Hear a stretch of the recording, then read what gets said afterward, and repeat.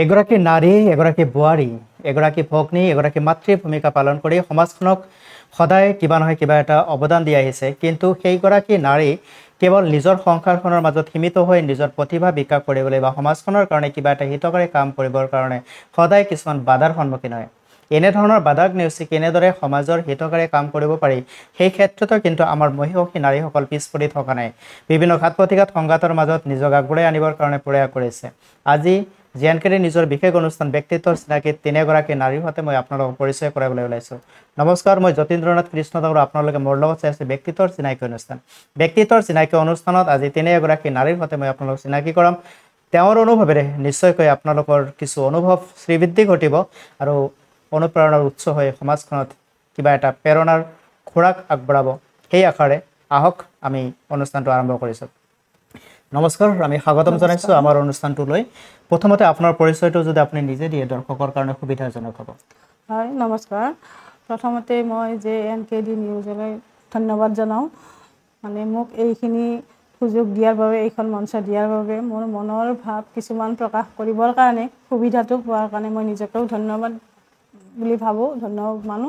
আৰু আপোনালোকৰ চেনেলটোকো মই ধন্যবাদ জ্ঞাপন কৰিছোঁ। মোৰ নাম শ্ৰী মন্তি দেৱী। মোৰ ঘৰ ৩ নং উত্তৰ ডিমাকুচি, টি ষ্টেট পৰে আৰু জিলা ওদালগুৰি। স্বামীৰ নাম লেট অপূৰ্ব শৰ্মা। এইখিনিয়ে আৰু মই ভালো কৰিছোঁ। শৈশৱৰ সংস্কাৰ ভৱিষ্যতৰ সুন্দৰ জীৱনৰ চৰিত্ৰ গঠনত সহায়ক হয়, আপুনি কিমান বিশ্বাস কৰে? হয়, মই সম্পূৰ্ণ মই বিশ্বাস কৰোঁ যে শৈশৱৰ কালখিনি আমাৰ নিজৰ ঘৰখনেই প্ৰথম যিহেতু সমাজ, গতিকে সেই ঘৰখনত মই সেইখিনি সুবিধা পাইছোঁ বা সেইখিনি সংস্কাৰ পাইছোঁ। আৰু সেইখিনি পোৱাৰ কাৰণে আজি মোৰ আগবাঢ়ি যোৱাত মোৰ বহুতখিনি সহায় হৈছে। শৈশৱকাল কেনেদৰে পাৰ হ'ল আপোনাৰ? মোৰ শৈশৱকালটো ক'ব গ'লে দুখ লগায়ে, যিহেতু মোৰ মাতৃ 5 বছৰ বয়সতে ঢুকাইছে। মই মা বুলি ভালকৈ মাতিবই নাপালোঁ। মোৰ এটা আক্ষেপ থাকিয়ে গ'ল। মা শব্দটো বহুত ভাল লাগে আৰু মাকৰ মৰম যিটো, এইখিনি নোপোৱাৰ কাৰণে মোৰ অন্তৰত মানে বহুতেই দুখ থাকি গ'ল। সেইখিনিৰ কাৰণে মই মানে সৰুকালত দাদা আৰু মই 1 বছৰেৰে ডাঙৰ সৰু আছিলোঁ আৰু দুজনে যায়, আনকি মই বাৰীৰ পিছফালে যাই মা মা বুলি মাতি থাকোঁ। শব্দটো কেনে লাগে, মানে ইমান মানে দুখ লাগি থাকে। মানে ঘৰত কোনো কেতিয়াবা নাথাকে, দাদা বাইদেউহঁত নিজৰ নিজৰ কামত ওলাই যায়। তেতিয়া খুব মানে অকলশৰীয়া অনুভৱ কৰোঁ। বাকীবিলাকৰ মাকবিলাকে যেনেকৈ মৰম কৰি ভাত পানী বনাই থৈ দিয়ে, মোৰতো আৰু ঠিক সেনেকুৱা নাছিল। দেউতা মোৰ যজমান কৰিছিল, পুৰোহিত আছিল, যিহেতু ব্ৰাহ্মণ মানুহ। দেউতাও সেনেকৈ যায় আৰু দাদাহঁতো তেতিয়া পঢ়িয়ে আছিল। গতিকে সেইকাৰণে মোৰ খুবেই মানে দুখ লগা বুলিও ক'ব লাগিব আৰু ভাল লগাও হয়। আৰু খুব মৰমত ডাঙৰ দীঘল কৰিছিল দাদাহঁতে। কিন্তু বাইদেউ, মোৰ বাই ভনীৰ মাজত আমাৰ 4জন 8জন। মোৰ ওপৰত 3জন বাইদেউ আৰু দাদা 4জন। মই সৰু, চবতকৈ সৰু। সেইকাৰণে মই অলপ মৰম বেছিকৈ পালোঁ কিজানি। তাৰপিছত আৰু মোৰ শিক্ষাগুৰুসকল কিন্তু সিমানেই মৰম কৰিছিল। তাতে মোৰ মা নোহোৱাৰ কাৰণে চাগে কিজানি আৰু বেছিকৈ মৰম কৰিছিল। শৈশৱত কিছুমান ধেমালিৰে আমাৰ জীৱনৰ পাতনি মেলে। হয়, কি আছিল সেই ধেমালি? কাবাডী খেলাটো বহুত ভাল আছিল। মই যেতিয়া কাবাডী খেলোঁ নহয়, মানে কাপোৰ চাপোৰ গোটেই ফাটি চিৰি যায় আৰু তথাপিও খেলাটো এৰা নাই। আৰু মানে ইউনিফৰ্মৰ চাৰ্টটো এটাই আছিল, সেইটোৱে। তেতিয়া ইউনিফৰ্ম নাছিলোঁ, যি পিন্ধি যাওঁ সেইটোৱে হৈ যায়। কিন্তু ইমান কাপোৰ ফাটে, এই 2 চাইডত এনেকৈ ধৰে নহয়। তাৰপিছত আৰু এই আমাৰ এটা নলা নৰ্দমাবিলাক থাকে যে, ইপাৰ আৰু সিপাৰ, এনেকৈহে হয় কাবাডী খেলাটো। তাৰপিছত আজিকালি সেইবোৰ খেলা নায়ে। হাউ খেলা এটা আছিল, হাউ খেলাটো খেলি বহুত ভাল লাগে। মানে লুকা চুপিৰ দৰে?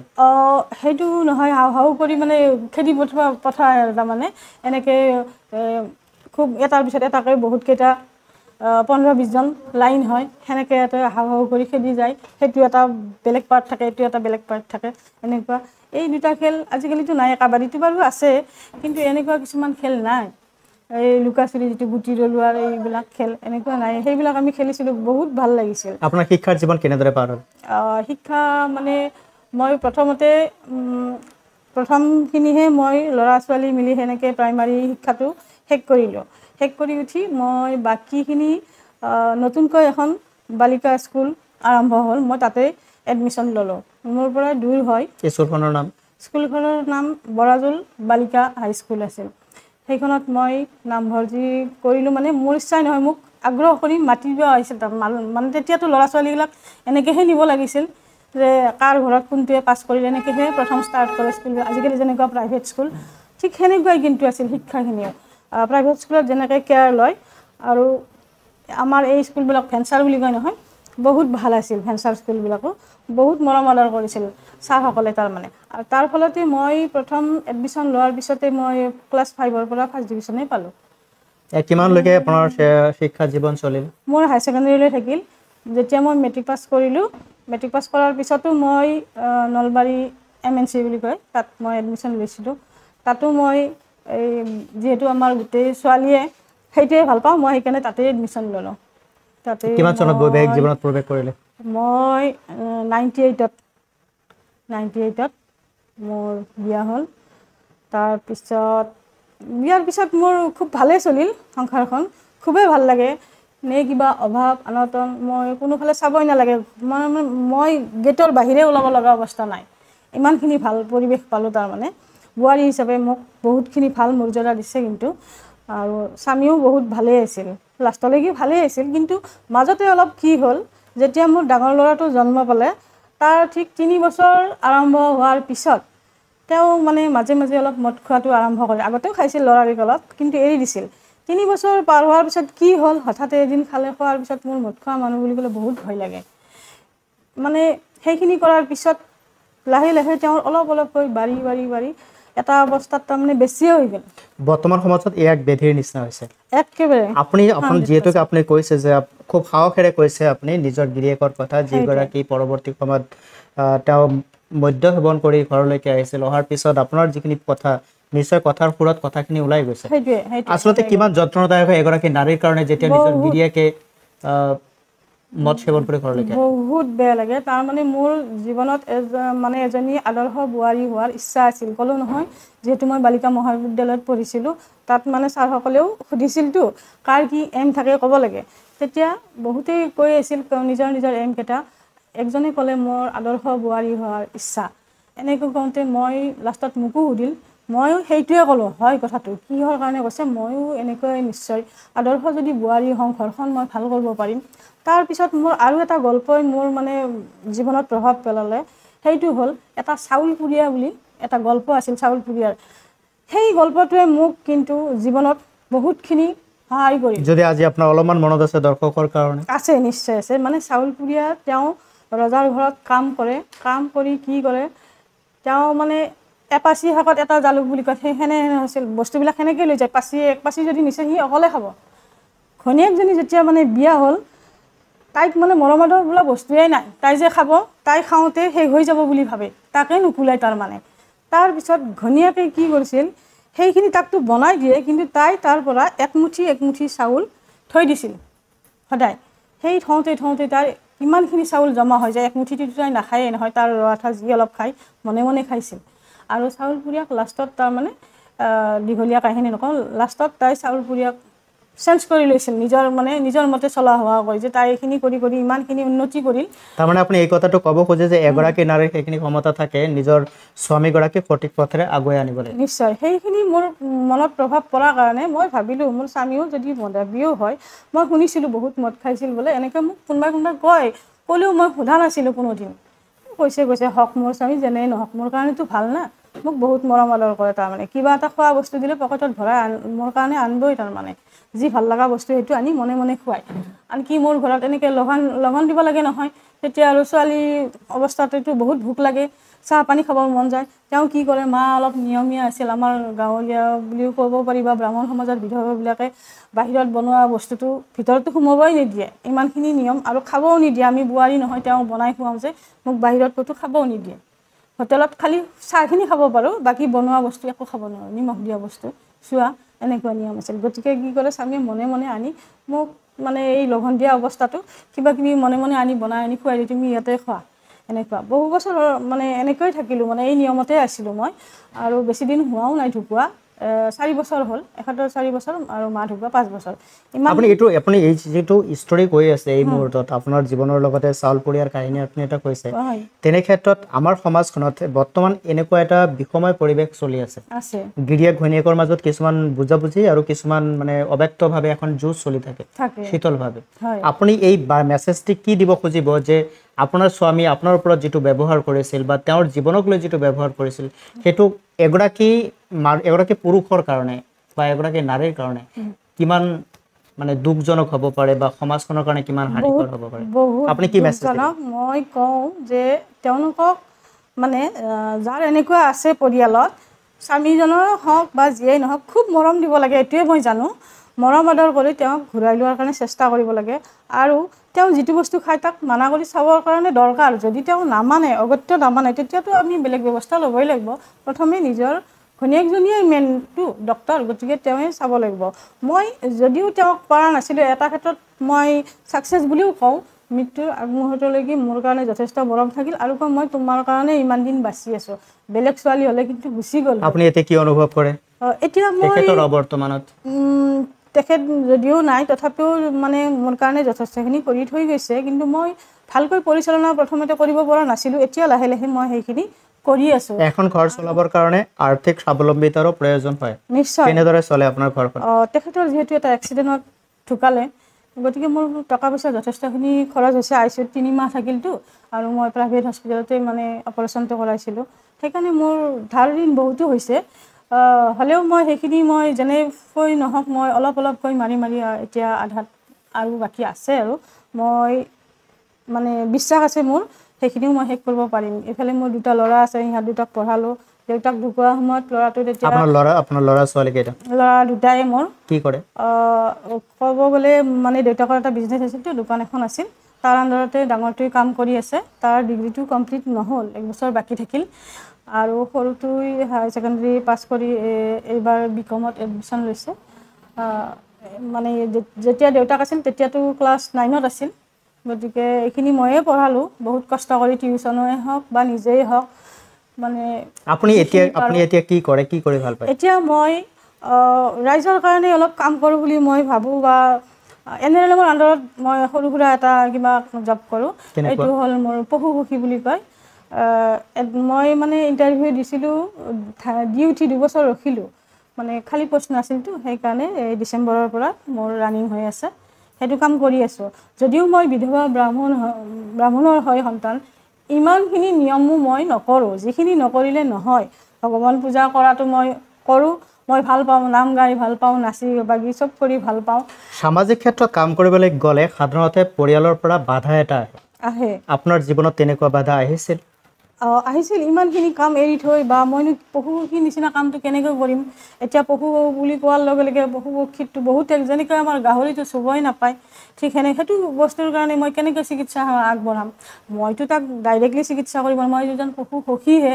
গতিকে ডক্তৰ থাকিবই মোৰ লগত। মই মানে জাষ্ট গাঁওখনত ক'ত কি হৈ আছে, কিমানটা আছে, কি বেমাৰ, ইনফৰমেশ্যন দিব লাগে। তাৰপিছত আহিব আৰু মই তাক ঘিণ কৰা উচিত নহয়। মইনো কি সেইটো ঘিণ মানে কি, বীজাণু এটা গা ধুলেই গুচি যায়।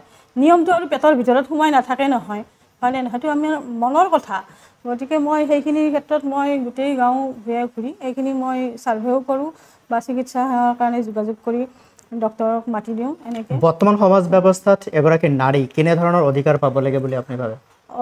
নাৰী পুৰুষ সমানে আগবাঢ়ি যোৱাৰ কাৰণে আমাক সেই সুবিধাখিনি লাগে, সুযোগটো আমাক লাগে, 100% লাগে। যিহেতু আমি কাম কৰি আছোঁ, এতিয়াও চাওক আমি যিমান কষ্ট কৰোঁ, দিনটোৰ মানে ৰাতিপুৱাৰ পৰা দিনটোলৈকে লাগি থাকোঁ, তথাপিও আমাৰ হাজিৰাটো নাবাঢ়ে। আমাৰ হাজিৰাটো গোটেই কম, যিমানে কাম নকৰোঁ। চিনচিয়াৰলিটো চবেই কাম কৰে, কিন্তু আজিও মানে কোনটো হাজিৰাৰ কথা কৈছে? সেই সুবিধাটো মানে পোৱা নাই। তাৰমানে হাজিৰা বুলি ক'লোঁ, মানে যিটো তাৰমানে পাব লাগে প্ৰাপ্য অধিকাৰ। মই যিমান দূৰ জানো, প্ৰিয় দৰ্শকসকল, মই যিমান দূৰ জানো পৃথিৱীত চেলাৰীবিহীন এগৰাকীয়ে কাম কৰে, সেইগৰাকী হৈছে ঘৰৰ গৃহিণী বা মা। তেওঁলোকৰ কোনো বেতন নাথাকে আৰু বিনা বেতনে সকলোবিলাক কৰে। কিন্তু যদি তেওঁৰ সন্তানক সোধা যায় বা ঘৰৰ পৰিয়ালক সোধা যায় যে তোমাৰ মা কি কৰে, তেওঁ কিন্তু কয় মোৰ মা একোৱে নকৰে একোৱে নকৰে বিনা বেতনে গোটেই জীৱন চেক্ৰিফাইচ কৰে সন্তানে কয় মোৰ মা একোৱে নকৰে কিন্তু সবতকে যদি চিন্তা কৰি দেখা যায় যে সকলোতকৈ কাম কিন্তু মায়ে বেছিকে কৰে সেইটোৱে 100% মইতো ৰাতিপুৱাৰ পৰা মানে ল'ৰা বিচনাত থকাত মই গমেই নাপায় উঠাটো উঠিয়ে মই কি কৰোঁ গৰম পানী এগিলাচ খাই তাৰপিছত বিচনাতে প্ৰথমতে অলপমান এক্সাৰচাইজ কৰি লওঁ কঁকালৰ বিষ আছেতো ডক্টৰে কৰিব দিছিল সেইখিনি অলপ কৰোঁ কৰি উঠি মই বাৰীৰ পিছফালে যাওঁ এখন সৰু বাগান আছেতো সেইখনত মই ডেইলি চাওঁ কিবা বেমাৰ লাগিল নেকি বা পাতটো কেনেকুৱা হৈছে কোনোবাই কিবা নষ্ট কৰিল নেকি ডালপাত ভাঙিল নেকি সামাজিক কেনেধৰণৰ কাম কাজৰ প্ৰতি আপুনি জড়িত সামাজিক ক্ষেত্ৰত মই নাম চাম গাই ভাল পাওঁ মন্দিৰবিলাকত যাওঁ কিবা এটা অনুষ্ঠান থকা বুলি ক'লে মোৰ দিনটোৰ কাম যেতিয়াই নাথাকক মই যামেই নাম আছে বুলি ক'লে মই যাওঁ তাৰপিছত ক'ৰবাত কিবা বেলেগ অনুষ্ঠান আছে বিহু পালন কৰাৰ ক্ষেত্ৰত যোৱাবাৰ আমাৰ ডিমাকুছিতে বিহু হৈছিল মই তাতে মই ছেক্ৰেটাৰী হিচাপে আছিলোঁ মহিলাৰ প্ৰথম বিহু সন্মিলন পাতিল সেইকাৰণে মই তাতে সাকসেসে হলো বুলি ক'ব মই বেছি দূৰলৈকে নাযাওঁ যদি মই আপোনাক জানিব খোজো যে ডিমাকুছি বৰঙাজুলি অঞ্চলত নাৰী সমাজ কিমান সুৰক্ষিত আৰু নাৰী সমাজৰ কাৰণে কি সুবিধা এতিয়ালৈকে আপোনালোকে পাইছে বুলি অনুভৱ কৰে সুৰক্ষিত বুলি ক'বৰ কাৰণে হ'লেতো ইমানখিনি মানে নিজৰ ওপৰতে কিছুমান চলি আছে সুৰক্ষা কাক কোনে দিব তাৰ মানে এনেকুৱা হৈছে নিজৰ ঘৰতে কিছুমানে প্ৰশ্ন কিছুমান আছে গতিকে সেইখিনি সুৰক্ষা কোনে দিব আমাক আমিয়েতো দিব লাগিব না আৰু তেওঁলোকে কাৰ ঘৰত কি হৈছে আমাৰ আগত শ্বেয়াৰ কৰিব লাগিব কথাটো প্ৰকাশ কৰিব লাগিব তেতিয়াহে আমি গম পাম কিছুমানে কথাটো কিবা যদি বেছিও কিবা হৈ থাকে ভিতৰতে সোমাই লুকাই থৈ দিয়ে বস্তুটো অপ্ৰকাশ হৈ থাকে যদি এজনক কৈ দিয়ে যে মোৰ এনে হৈ আছে তেতিয়া মই হয়তো যাই মই ক'ব পাৰিম যে কি হৈ আছে আৰু মই যদি সেইখিনি কথাকে মই বাহিৰত বেলেগত সিহঁতৰ ঘৰত এনে হৈ আছে গম নাপাওঁ নেকি সেই বুলি কৈ হাঁহি মাতি যদি নেগলেক্ট কৰি থৈ দিওঁ 4-5 গৰাকী মহিলা একেলগে বহি যেতিয়া আনৰ দুখ চৰ্চা কৰে সেইটো কিমান উচিত সেইটো উচিত নহয় সেইটো কৰিব নালাগে কাৰোবাৰ কিবা দুখ গুণ পাইছে তাক কেনেকৈ মানে ক্লিয়াৰ কৰিব পাৰে সেইটোহে চেষ্টা কৰিব লাগে আমি আগবঢ়াই নিব লাগিলে গতিকে আমি কেনেকৈ সলভ কৰিম কামটো বৰ্তমান সময়ত ছ'চিয়েল মিডিয়াত আমি ওলাব নোৱাৰোঁ বিশেষকৈ ফেচবুকত ওলাব নোৱাৰি ফেচবুকত বোৱাৰীবিলাক কিছু একচাম বোৱাৰীয়ে কি কৰিছে নিজৰ শ্লীলতা বিক্ৰী কৰিছে বুলি ক'ব পাৰি অশ্লীলভাৱে হৈছে সেয়া আপোনাৰ দৃষ্টিত কেনেকুৱা সেইটো ভাল কথা নহয় কাৰণ আজিকালি মোবাইল যুগ হৈছে সঁচা মোবাইলত আজিকালি কৈ থাকে কি কাৰণে যে মোবাইল হোৱাৰ পৰা আজি এনেকুৱা হ'ল সেনেকুৱা ল'ৰা ছোৱালী বেয়া হ'ল কিবা হ'ল এইটো মই নাভাবোঁ যে মোবাইলটো গোটেইখিনি বেয়া কৰি দিছে নিশ্চয় নহয় এইকাৰণে আজি চাওক আমি আমেৰিকাত যদি মোৰ ল'ৰাটো কাম কৰি আছে মই লগে লগে ফোন কৰি খবৰটো ল'ব পাৰোঁ তাত কিবা এটা হৈ আছে মই লগে লগে ডাইৰেক্ট চকুদি চাব পাৰোঁ গতিকে ভাল বেয়া দুয়োটাই আছে স্বামী স্ত্ৰী একেলগে আছে সিহঁতৰ কিবা এটা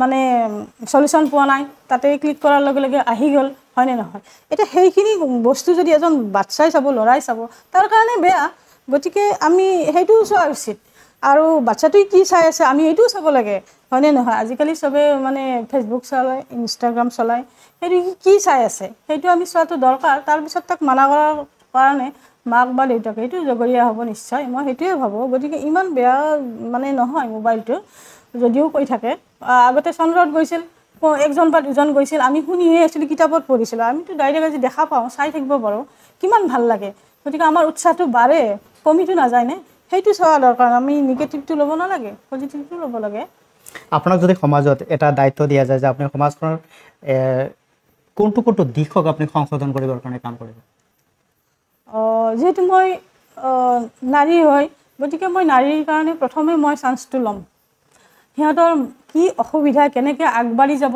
আগবঢ়াৰ ক্ষেত্ৰত কিবা অসুবিধা পাইছে নেকি আৰু সেইখিনিত মই ফাৰ্ষ্ট টাইম গুৰুত্ব দিম আপুনি ব্যক্তিগত জীৱনলৈ কিমান সুখী ব্যক্তিগত জীৱন হিচাপে মোৰ বৰ্তমান মই সুখীয়ে কাৰণ মইতো দুখ বহুতেই পালোঁ স্বামীৰ পৰাও পালোঁ বা জন্মৰ পৰাই দুখ কিন্তু এতিয়া মই সেই দুখটো দুখ বুলি নাভাবোঁ সংসাৰত আমি কেইদিনৰ কাৰণে আছোঁ হয়নে নহয় কোনোতো আৰু 100 বছৰ কোনে থাকে 100 বছৰ 150 বছৰ হয়নে নহয় গতিকে কিছুমানে থাকে কিছুমানে নাথাকে গতিকে যিকেইদিন আমি থাকিম পৃথিৱীত আমি বেলেগৰ কাৰণে আশা কৰি থাকিব নালাগে আমি নিজৰ এইটোৰ পিছত সেইটোৰ পিছত সেইটো আমি স্পীডলি কামটো কৰি যাব লাগে পিছফালে চাব নালাগে যে মোৰ কিবা নহ'ব নেকি হয় নহয় পিছৰ কথা চব মানে টেষ্ট কৰি চাব লাগে চব কাম কৰিব লাগে কেতিয়া গুচি যাওঁ কি কথা আধৰুৱা হৈ থাকিব নহয় মনৰ আশাটো পূৰণ কৰি দিব লাগে আপোনাৰ দুগৰাকী ল'ৰা আছে বুলি কৈছে আমি জানো যে যদি আমি ঘৰখনৰ পৰা সন্তানক সংস্কাৰ দিব নোৱাৰোঁ তেনেহ'লে বাহিৰা সমাজত গৈ তেওঁ কেতিয়াও ঘৰখনক সুনাম ৰাখিব নোৱাৰে নিশ্চয় তেনে ক্ষেত্ৰত আপুনি কি ভূমিকা লৈছে আপোনাৰ সন্তানৰ ওপৰত আপোনাৰ কিমান বিশ্বাস আছে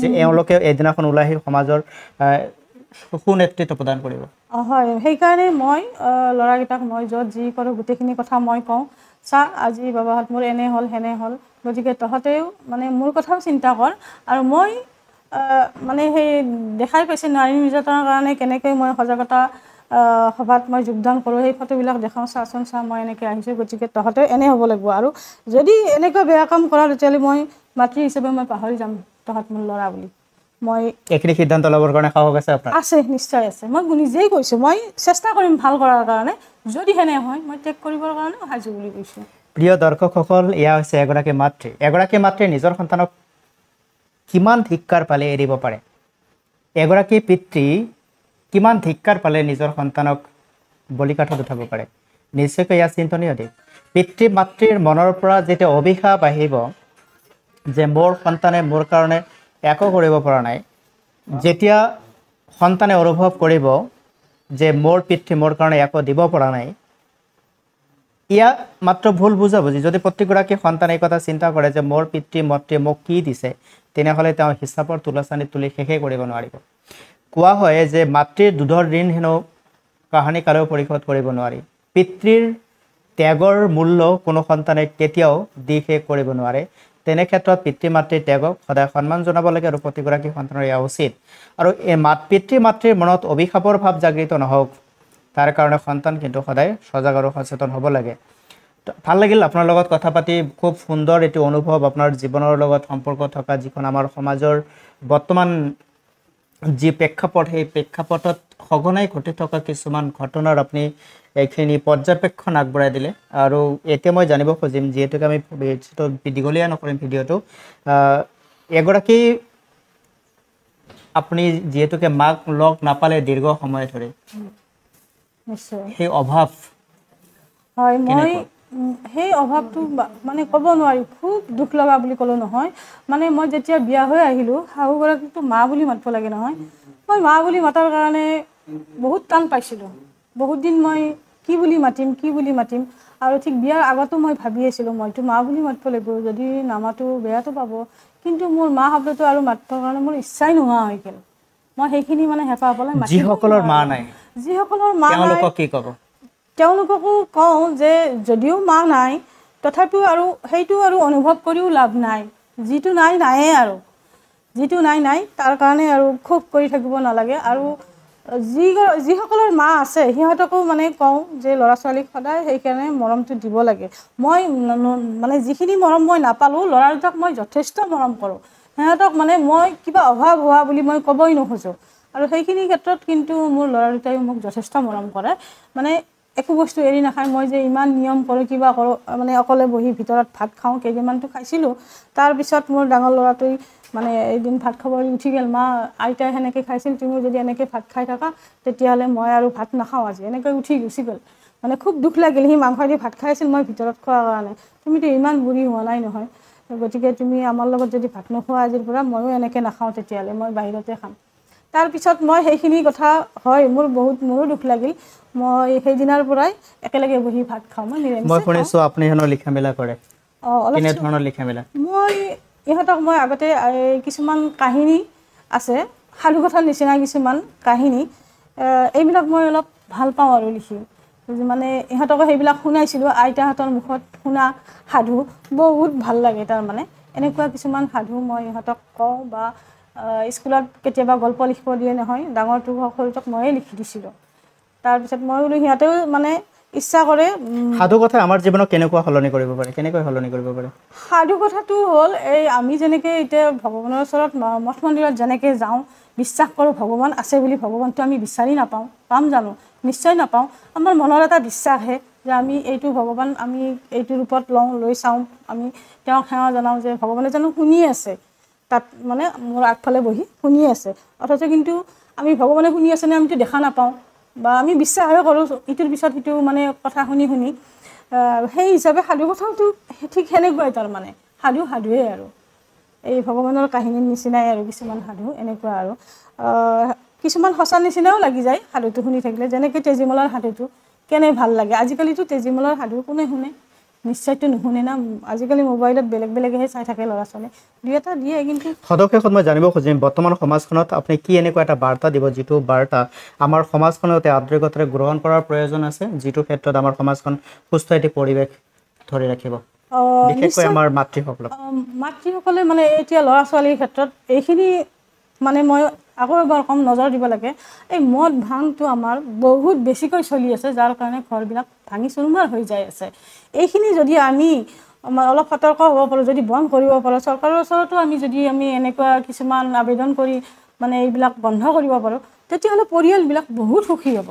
যদি আমি এইবিলাক যদি বন্ধ কৰিব নোৱাৰোঁ, ছাত্ৰ ছাত্ৰীসকললৈ কি উপদেশ প্ৰদান কৰিব? ছাত্ৰ ছাত্ৰীসকলকো কওঁ তেওঁলোকে যাতে এনেকুৱা মদ বিড়ি ভাং মানে গুটখা এইবিলাক যাতে নাখায়। এইবিলাকৰ কাৰণে মানে নিজৰ মাইণ্ডটো একেবাৰে নষ্ট হৈ গৈছে, কি কৰি আছে ভাল নে বেয়া এইটো গমেই নাপায়। গতিকে সেইখিনি মানে আমি কৈ শেষ কৰিব নোৱাৰিম, নিজে নিজে তাৰমানে এইম কৰিব লাগে যে এইটো বস্তু সঁচাকৈ বেয়া, চবেই কৈ আছে আমি তাক ত্যাগ কৰোঁ।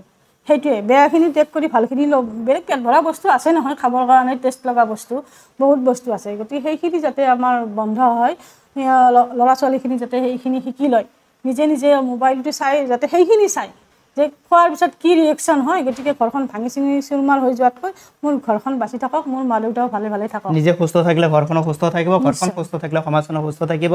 এই বিষয়ত আছিল মন্তি দেৱী। তেখেতৰ শৈশৱ কালৰ দুখ বেদনাৰ মাজেৰে পাৰ কৰি আহি বৰ্তমান এগৰাকী মাতৃত্বৰ গৌৰৱেৰে গৌৰৱান্বিত, সমাজৰ কাৰণে কিবা এটা ভাল চিন্তা কৰি নিজৰ পৰিয়ালৰ মাজত পোৱা দুখ বেদনাক সাহস আৰু শক্তি হিচাপে লৈ সমাজক কিবা এটা দিবলৈ আগবাঢ়ি অহা এগৰাকী সাহসী নাৰী। এনেধৰণৰ ব্যক্তিসকল সমাজখনত আছে কাৰণে হয়তো সমাজখনত ক'ৰবাত নহয় ক'ৰবাত এটি ভাল আৰু সুস্থ পৰিৱেশ আছে। এনেধৰণৰ চিন্তা কৰা উচিত।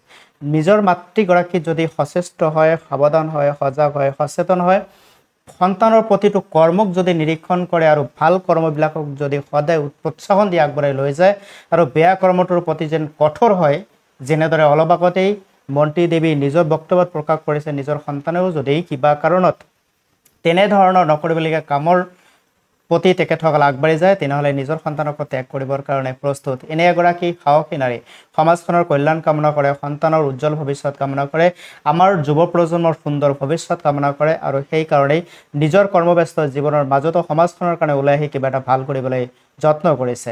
আমি আপোনাক ধন্যবাদ জ্ঞাপন কৰিছোঁ আপোনাৰ সময়ৰ পৰা গুৰুত্বপূৰ্ণ সময় আমাৰ মাজত দিয়াৰ কাৰণে। ব্যক্তিত্বৰ চিনাকি এই অনুষ্ঠানৰ এইগৰাকী ব্যক্তিৰ অনুভৱ কেনে লাগিল মতামতত জনাব। আমি আশা কৰোঁ এখেতৰ অনুভৱেই ক'ৰবাত নহয় ক'ৰবাত আমাৰ সংসাৰত ঘটি থকা ঘটনাৰ অলপ হ'লেও সমিল আছে, যিখিনি আমি আঁতৰ কৰাৰ খুবেই প্ৰয়োজন আছে। মাদক দ্ৰব্যই কেতিয়াও জীৱনৰ উন্নতি সাধন নকৰে, কেতিয়াও ব্যক্তি জীৱনৰ, সমাজ জীৱনৰ, সংসাৰ জীৱনৰ কল্যাণ সাধন নকৰে। তেনে ক্ষেত্ৰত মাদক দ্ৰব্য আঁতৰাই সুস্থ জীৱনৰ লগতে সুস্থ পৰিয়াল আৰু সমাজ নিৰ্মাণ কৰোঁ। আহক আমি সকলোৱে বদ্ধ পৰিপকৰ হওঁ। ধন্যবাদ।